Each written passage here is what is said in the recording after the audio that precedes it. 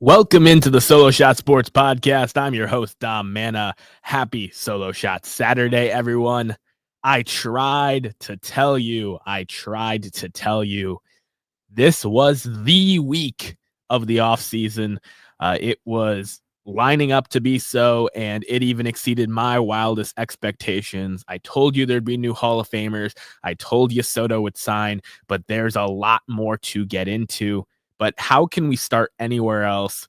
The topic du jour that has been beaten to death through all of your favorite baseball creators and news outlets this past week. Juan Soto is officially a New York Met, just as I think most of us knew all along. But what we didn't realize is what the final number would be. Juan Soto, 15 years, $765 million. But unless Juan Soto and the market go crazy in the next 5 years, likely this is going to be a 15-year, $805 million contract. And when Juan Soto was creeping towards free agency and turned down a $400 million deal with the Nationals, a lot of people were saying, how do you turn down $400 million? And I thought it was pretty clear that Juan Soto was going to be, the one of those guys that gets $500 million. $500 million was pretty much lined up for Juan Soto hitting free agency at 26 years old. But then Shohei Ohtani reset the market. He put the sports world on fire a little bit and signing for 10 years, $700 million. And I realized it wasn't present day value, $700 million.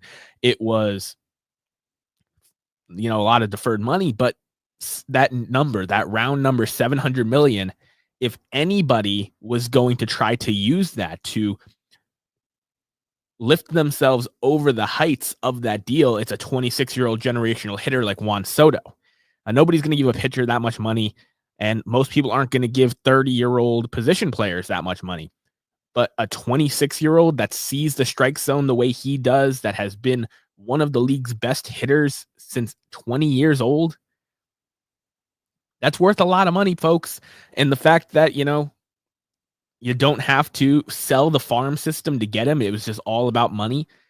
It made him very, very appealing. And he had the perfect storm of all the biggest bidders in the league, even the Phillies and the Dodgers, who fell way short of the final total, were over $600 million offers for him, which would have made him far and above the highest paid position player. Shohei Ohtani is kind of a unicorn because he pitches as well.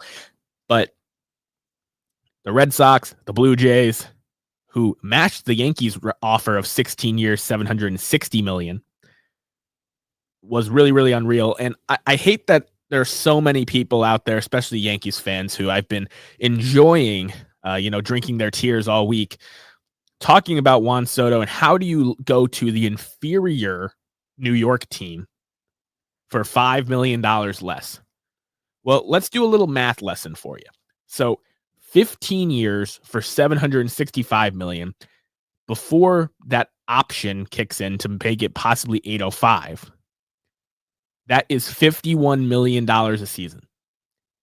16 years for $760 million is about $47 million a year. Right now, Shohei Ohtani's present value is $46.5 million a season, 10 years, $465 million. That's his present day value for his contract. And Juan Soto and his camp wanted to beat both the AAV as well as the present day value, which is why I thought he was a shoo-in for $500 million, no deferred money. But what ended up happening is the Mets did exactly what they said they were going to do, which is come $50 million above anybody else, because with that option, Juan Soto has an opt-out after the 5th year of this contract. with that option that the Mets are very likely to pick up, it's not a $5 million difference. It becomes a $50 million difference, a $45 million difference, because it goes up to 805. So it becomes a $45 million difference between the Yankees offer and the Mets offer. The Mets gave him an opt-out, I'm assuming earlier than the Yankees were willing to. And the total is going to go to $805 million, no deferred money, a $75 million signing bonus, which is the biggest ever, more than the White Sox and Athletics have ever given to any player for any contract. Two Major League Baseball franchises have not given out a $75 million deal, above a $75 million deal. And he got that as a signing bonus for this historic contract.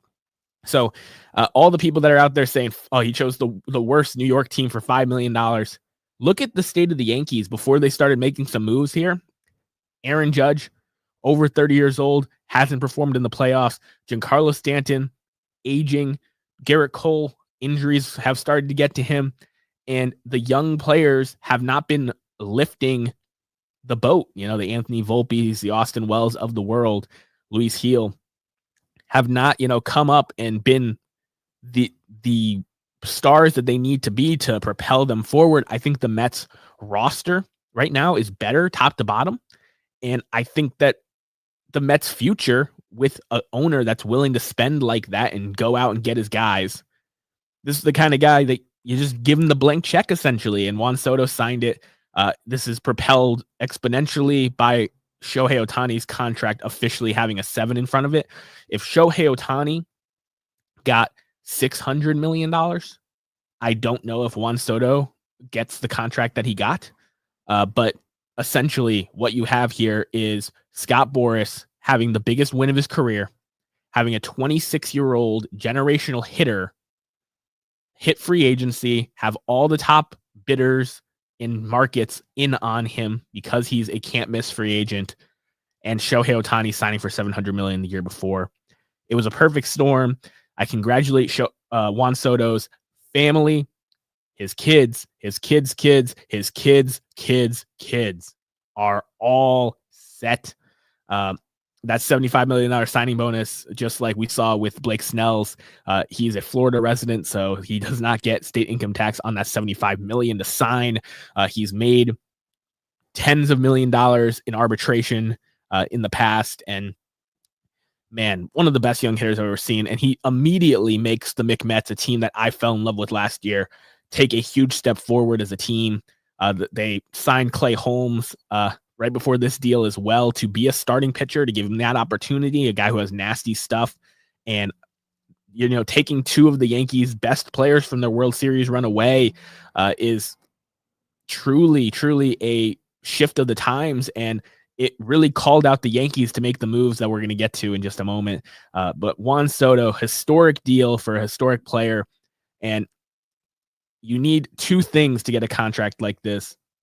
You need to have the talent, and you need to have the timing of his age, the timing of Shohei's contract, the timing of these teams that have big market and money to throw around being interested. It was the perfect storm for Juan Soto, and I don't think we're going to see another $700 million player anytime soon. So enjoy it. This contract was what it was, and it's going to be well worth it for the next 5, 10, maybe even 15 years. Now, the pitcher market immediately started having that domino effect after Juan Soto had signed. There were some moves before that. I talked about Clay Holmes signing a 3-year deal with the Mets to be a starting pitcher. And, if it doesn't work out, he's going to be a high leverage bullpen arm for them. But the pitchers market really heated up, and the Yankees immediately pivoted to Max Fried, the youngest front-end starting pitcher on the market. They gave him 8 years, $218 million. It was more than I was expecting him to get, both years and dollars.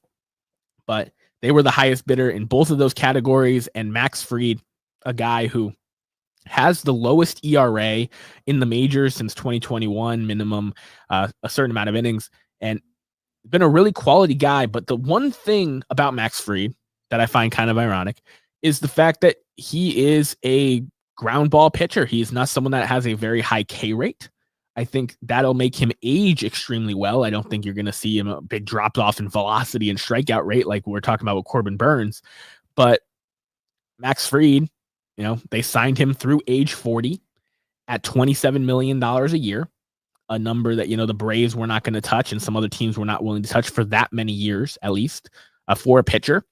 But he's a guy that I think is very safe. I think he's someone that's going to be penciled in as the Yankees' number 2 or number 3 starter for the next 6 years. The final 2 years of the deal, you're going to get whatever you get out of him. But I think he's a very, very solid pitcher and a guy that, adds stability to a Yankees rotation that looked really soft last year. And, he's a guy that I would have loved my Red Sox to sign, but at an 8-year commitment for any starting pitcher, it's just really, really tough. But congratulations to Max Fried for getting a big contract, going to the Yankees, and I hope that they improve the defense this offseason in the infield, especially because you're a ground ball pitcher and you cannot have those kind of errors we saw in the World Series Game 6 happening when your $200 million left arm is on the mound. The pitcher's market, though, continued to be really exciting. Nathan Eovaldi signed for 3 years, $75 million, back with the Texas Rangers, and I don't know why more teams weren't in on Nate Eovaldi. I know he's from Texas. I know he won a championship there. I know he likes the culture there, but there's no shortage of teams, especially with the pitching contracts that have been handed out this offseason, that should have been shying away from giving Nate Eovaldi this kind of deal. Nate Eovaldi has been consistent the last 5 years as a pitcher, has been a guy that, pitches deep into games when most modern pitchers don't, strikes out a lot of guys, steps up in the big moments in the playoffs, in these big games for teams. He's helped both the Red Sox and Rangers win World Series over the last handful of years. And he's just a really quality teammate from everything that I've read and seen. A guy that you want in your clubhouse, a guy who's not afraid to take the ball, a guy who has that gusto and, is not soft. He's willing to stay in the game 7, 8, 9 innings and, save the bullpen, help your team win. And it's a huge retention for the Texas Rangers to be able to have him back in house. Shane Bieber back with the Guardians on a 1-year deal. This is the kind of deal you'd like to see Cleveland being willing to give out. Keep a hometown hero, a guy who's won a Cy Young for your team, as Mickey Mouse as it was, been really good in the clubhouse, and before injury last year, he looked like a Cy Young candidate yet again. You're giving him the chance to rehabilitate and be a guy in your pitching room for 2025. But the pitcher market wasn't just heating up through free agency, as there were guys that signed, even like Alex Cobb, who helped the Guardians piece it together down the stretch, signed with the Detroit Tigers. But there have been 2 major trades for pitchers very recently, one of which was same thing as Max Fried, a reaction to losing Juan Soto. I think the Yankees took that personally. I think they see that the Mets are coming for their spot and they aren't messing around. So they threw all the money in years at Max Fried, and then they go out there and they trade for a Brewers star closer, Devin Williams, Nestor Cortez, and Durbin, infield prospect, going to Milwaukee. I don't know how the Yankees got this deal done, to be completely honest with you. Nestor Cortez, he was a 2022 All-Star and had a really bad 2023. He was hurt. In 2024, he was a, okay back-end starter. I know he has a couple more years of team control, but he's a guy who, best case is your number 3 starter. Is he probably a 4 or 5? He's got a great personality. I've loved every interview I've seen from Nasty Nestor.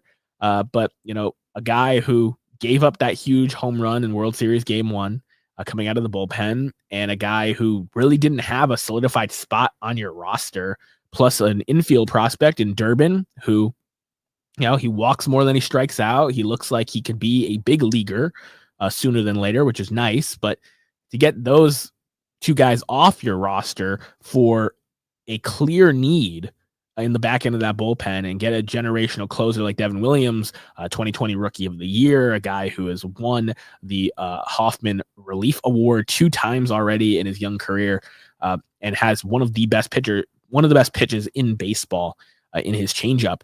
This seemed like an underpay. It seemed like a great deal for the Yankees, and the part that nobody's been talking about since this deal's gotten done is the fact that since you get him for the full year and you're not trading for him at the deadline, you can also, if you don't extend Devin Williams, you can put the qualifying offer on Devin Williams and you can get that draft pick compensation back when he signs with someone else next year. So not only does this fill a huge void for the 2025 Yankees, but it also future-proof protects them if he walks to go get a payday somewhere else.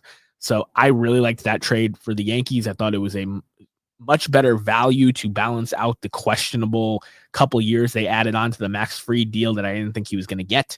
I thought he was a 6-year pitcher for sure. But it's just a really big, offseason. Everyone's saying that Hal's going into vintage George mode this offseason. And, with the, aggressiveness that he's went out there and signed Max Fried and traded for Devin Williams, and they still have a lot of pieces to play with. I'm excited for Yankees fans, to see Hal Steinbrenner and Brian Cashman really having their backs against the wall and using some adversity to act like the Yankees again. It's good for baseball when the Yankees are spending and making moves. As much as it sucks for me to see talented guys going in my division to them, at least it's not Juan Soto. But the other big trade is one I was going to wear my Red Sox shirt, but another big trade happened that I'm going to talk about after. Garrett Crochet, the ace of the Chicago White Sox, 2024 All-Star, was traded to my Boston Red Sox. He changed stocks. The Red Sox gave up their last 2 first-round picks, Braden Montgomery, the number 63 prospect in MLB Pipeline's top 100, and Kyle Teal, the number 25 prospect in MLB's top 100, as well as Chase Meidroth and Wickelman Gonzalez for the next 2 years of Garrett Crochet, plus the opportunity to extend him. I absolutely love this deal for my Red Sox. They needed a frontline starter. They were in on Fried, but they weren't willing to, match the amount of years and the total contract number that the Yankees were, which I think, honestly was smart, but they needed a frontline guy. They preferably needed a left-handed starting pitcher because all their guys are righties. And to get Garrett Crochet, a hard-throwing, high strikeout percentage lefty from the Chicago White Sox, everybody's pointing to it, but the last time the Red Sox did it, it worked out really, really well with Chris Sale. He helped them win a World Series title, had a few amazing Cy Young candidate seasons, and, ended up, still being a good leader in the clubhouse, even at the end when he wasn't able to pitch every day. Garrett Crochet only has 1 year as a starting pitcher, but 200 strikeouts in the amount of innings that he threw last year. Absolutely unbelievable. He's been super impressive to me. He was one of my biggest fantasy wins in 2023 and 2024. I mean, seeing he was the opening day starter and having relief pitcher eligibility as well, being able to have him in my leagues was a big, big advantage with the amount of strikeouts he was able to throw in limited action. And everything that I've heard about this kid, he's 25 years old, by the way. Everything I've heard about Garrett Crochet is that, he doesn't, for a guy who throws as hard as he does and strikes people out, he doesn't have an ego. He's very competitive. He wants to learn. He is very, very, confident in who he is, but he's not one of those guys who has a huge ego or chip on his shoulder. He's someone who just really, really wants to go out there and compete. And going from a team that had the worst record in modern baseball history as their number one starter to a team that, wasn't crazy better, but they were 500 and, pushing towards the postseason at one point last season and have a really big fan base. I think Garrett Crochet should be one of the happiest guys in baseball right now, being able to switch teams there. The return for the White Sox was solid. At first, they were, debating, do we want Brady Montgomery? Do we want Kyle Teal? And Craig Breslow putting both of them on the table, got it done. Chase Meidroth is actually a pretty similar prospect to Durbin. a little bit lower ranked, but the same kind of guy, walks more than he strikes out, could be a major league talent sooner than later. Wickelman Gonzalez, throws upper 90s. So that's a prospect that, maybe you can develop into a Crochet type player down the line. But the two big pieces were Kyle Teel and Braden Montgomery, the Red Sox two last first round picks. Kyle Teel, a lot of people are saying he could be an opening day catcher this year for a big league team. I've seen a lot of mixed reports about his defense behind the plate being inconsistent, some talk of him maybe moving to first base or the outfield. And if that ends up happening, his value as a prospect, I think, goes down significantly. He's a good hitter. He has a disciplined approach to the plate, but the defense is in question. And is he really a catcher? It'll be interesting to see. But the real way the White Sox can win this trade is if Garrett Crochet does not extend with the Red Sox. I hope the Red Sox are immediately working on doing that before he breaks out under Andrew Bailey's tutelage. But if Garrett Crochet does not re-sign with the Red Sox and Braden Montgomery, who would have been much higher than the 14th overall pick in the draft this past summer, if he was healthy, ends up being the star that he can be for the White Sox, that's the path to winning this trade for Chicago. But I think the Red Sox needed a frontline guy. They needed a lefty. Andrew Bailey is obsessed with throwing off-speed pitches and getting strikeouts, and that's what Garrett Crochet does best. I have a feeling that Garrett Crochet could have a Tarik Skubal-like breakout with the Boston Red Sox over the next 2 years, and the price that they paid, they didn't give up Roman Anthony. They didn't give up Christian Campbell. They didn't give up Marcelo Meyer. They didn't give up Tristan Casas or Wilyer Abreu. They kept all those pieces, and some of those pieces are going to get traded for another arm or for a right-handed bat. But they're currently with the Red Sox, so it is a really, really amazing time for Major League Baseball to have these trades going on during winter weekend. And it's really, really fun for the winter meetings to have this kind of splash. But the reason I'm wearing a Chicago Cubs shirt today is because the Cubs made a move that I don't think anyone was expecting them to make, trading for all-star outfielder Kyle Tucker from the Houston Astros. This is a guy who has been one of the most overlooked superstars in the game, a guy who was an MVP candidate before getting hurt in the first half of last year. Kyle Tucker goes to the Chicago Cubs. In the return for the Houston Astros, they get former all-star third baseman Isaac Paredes, who's now been traded twice in the last 6 months or so, as well as pitcher Hayden Wazinski and top 100 prospect, I believe he was 73 overall, Cam Smith, who's also a third baseman prospect, by the way. So Alex Bregman will not be back with the Astros. They have their third baseman of the current and of the future locked up there, as well as a pitcher who profiles as more of a back end guy, maybe a long arm out of the bullpen in Hayden Wazinski. And the Cubs get a 1-year rental, but a very, very high floor one, a guy who's going to be a 5-6, has the potential to be a 7 or 8 win player in Kyle Tucker, right in the middle of their lineup, a guy who can steal 30 bags, hit 30 home runs, play Gold Glove caliber defense, and immediately makes the Cubs a favorite to win a weak NL Central in 2025. It was a huge trade that I'm very high on. The Cubs, I think, missed a lot of opportunities last offseason.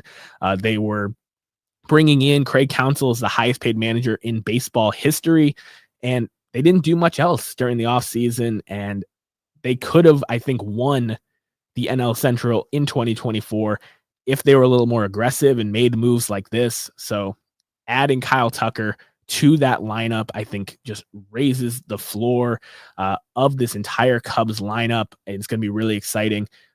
I don't know if the Cubs are going to be willing to pay the $3 to $4, maybe even $500 million that Kyle Tucker will be asking for next offseason. But in the meantime, they have one of the best outfielders in baseball added to their lineup at a cost that I think they can really stomach. Now, who's going to play third base for the Cubs next year with the Cam Smith and Isaac Paredes departures? Do they go after an Alex Bregman? Do they go after a first baseman like Christian Walker or Pete Alonso and then move Michael Busch over to third base, which was his original position? That is still yet to be seen, but you make this move 10 times out of 10 for Kyle Tucker. For the Astros, This signals kind of a retool, the end of an era, which a lot of people talked about when they didn't make the ALCS last postseason for the first time in quite a while. It's kind of a punch to the fan base. I expect Framber Valdez to get moved this offseason, or at least by the deadline as well. And Kyle Tucker, one of the best players on their roster, now gone. Alex Bregman turned down their deal at the beginning of the offseason. He looks to be gone as well. So Jose Altuve, Yordan Alvarez look to be the guys that they are building around, and I'm interested to see how the Astros move forward in the AL West. A couple other minor moves that happened over the week. Andres Jimenez from the Guardians went to the Blue Jays, and the Blue Jays, got a pile of quarters for him, but it was a salary dump move. Andres Jimenez's contract is tiered to go up year after year, and he has progressively gotten worse as a hitter since getting traded to the Guards in the Francisco Lindor deal. So great defender, but the hitting has not been where it needs to be to get paid 18, 19, 25, 27 million in the last 4 years of this contract. So Andres Jimenez gets dumped, as well as some minor moves by these other teams that I think will be really interesting to see. I think the Cardinals are very hesitant to trade Ryan Helsley now, seeing what the price was for Devin Williams. I know Devin Williams was hurt last year and Ryan Helsley had an amazing season, but he's younger. He's been better in his career. And I don't know what the Cardinals are really going to be able to get for Ryan Helsley now. Maybe a back-end starting pitcher and an okay prospect. It looks like to be the price, the market value. Nolan Arenado, a guy who's limited his search now to 6 teams, including the Angels, the Red Sox, and a few others. So it'll be interesting to see where Nolan Arenado goes. I have a feeling he's the one Cardinal that's guaranteed to be traded. They might hold on to everyone else and see what they can do in the Central this year. But it'll be very, very interesting, nonetheless, to see what trades end up happening. And I expect there to be a lot more throughout the weekend and into next week. Here at the Solo Shot Sports Podcast, we like to throw it back down the third base line to this day in baseball history. And there was a lot of things that actually happened here on December 14th in the history of baseball. But there was one thing that really stuck out to me more than anything else, and I just found it interesting that it was decided upon this time of year, was on this date in 1911, over a century ago, ERA, earned run average, was officially made a stat. And I think that is extremely fascinating that over 100 years ago, they were actually focusing on how many runs is the pitcher giving up? Like, how good is the pitcher at preventing runs? Because that is such an important part of the history of the game. And you need your pitchers to give up as few runs as possible, and you need your offense to score as many runs as possible. And it really was that first tool to use to decide who the best pitchers in the league were at limiting offense. And if you look at the all-time ERA leaders, there are so many black and white pitchers. And then there's Mariano Rivera, who's a reliever, by the way. So there's all these different guys. There are 3 pitchers in the history of baseball, minimum 1,400 innings, that have an ERA under 2. There are 2 with over 2,000 innings that have an ERA under 2. 2 of them are in the Hall of Fame. Ed Walsh, ERA leader, 1.816 in nearly 3,000 innings. Unbelievable. Very overlooked player. I've talked about Ed Walsh on the pod before. Addie Joss, who had a shorter career, still pitched over 2,300 innings, 1.887 ERA. And Jim Devlin is the other one, 1,400 innings, a 1.896 ERA. Truly unbelievable. And earned run average is very simple. How many runs were earned, that were earned, divided by the amount of innings, and then you go from there. An ERA is a stat that still matters to this day. Pitching titles are super important for players' legacies, and I think it's just so exciting that over 100 years ago, they were just like, we need to figure out an easy way to know who is the best at limiting offense, because that matters, especially in the dead ball era. Pitching ruled the day. There was not as many home runs, and knowing who was the best pitchers really, really mattered. So I found it ironic that December 14th, 1911, they were like, we're going to officially put this in as a stat. And ERA has still stood the test of time. It has been evolved with ERA plus and different things like FIP as well to kind of realize how lucky a pitcher is for that ERA, how much the defense behind them matters, how they are compared to the league average, and all those great things, park adjusted. But ERA was officially made a major league statistic on this date in 1911. And rounding out the show here, something that got completely overshadowed because a few hours after the Classic Era announced their results for the Baseball Hall of Fame, Juan Soto signed, and it took over the entire baseball web. The Classic Era elected 2 new members to the Baseball Hall of Fame.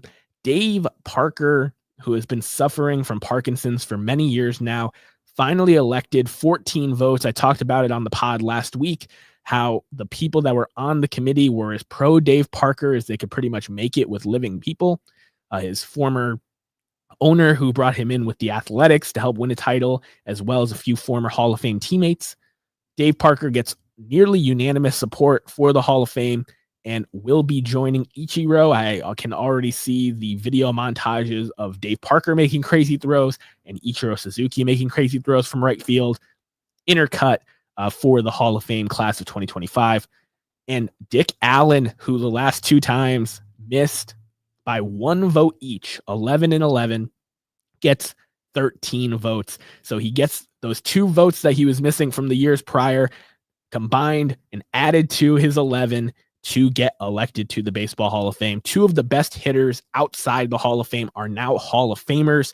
I thought they were fantastic choices for the Hall of Fame. When you look at the voting results, though, it was actually really interesting because those were the only 2 guys that the other people in that room really agreed on. Tommy John, who I thought was one of the 4 most likely candidates, got 7 votes, and then every other candidate got 4 votes or less, which was actually not the most surprising thing in the world to me. The fact that this is one of the best ballots they've put together in a long time made it seem like there could be a lot of disagreements on how to use their votes. But truly, the biggest miss by this committee and the biggest stain on this vote is that both Vic Harris and John Donaldson got 4 or less votes. There were 2 highly esteemed Negro League historians on this committee, and they did not say, hey, we're going to prop up one of these 2 guys. They made the case for both of those guys, and I think they got split. If they really made the case with the stats being incorporated by Major League Baseball earlier this year, it was really easy to sell Vic Harris, who missed in 2022 by 2 votes and is now the highest winning percentage manager in the history of Major League Baseball, minimum 500 games, is outside the Hall of Fame and didn't even register an amount of votes to actually get put out there. It was a huge miss by those historians not propping up Vic Harris over John Donaldson, or even vice versa. They did not make a strong enough case for either of those guys to win over the room, and I was very disappointed in that. I thought it was a very, very likely outcome for one of those 2 guys. Vic Harris, I think, was the better candidate of the 2 to get elected this year, and unfortunately, neither of them got the support that they deserved on the ballot. But in a few years, we'll be able to revisit this. Some of these guys will be on again. Some of these guys will not. And it'll be interesting to see how things go moving forward. I appreciate each and every one of you for spending part of your Saturday with me, Hugo, Scott, Dylan, Orlando, everyone that was in the chat today. Thank you. I hope that everyone who watches this throughout the week enjoys, all the different moves and my takes. It's been a really busy week in the off season. I expect there to be a lot of trickle down effect. There's still some big fish out there in the trade market as well as free agency that are yet to sign, and a lot of implications for teams heading into the 2025 Major League Baseball season. But I'll be right here every step of the way, every Solo Shot Saturday, to give you guys my takes. For those of you who are not already subscribed to the channel, please consider doing so. It really helps, and you'll be able to get notified every single time I go live on Saturdays, 10:30 Eastern. And I will see you guys next week.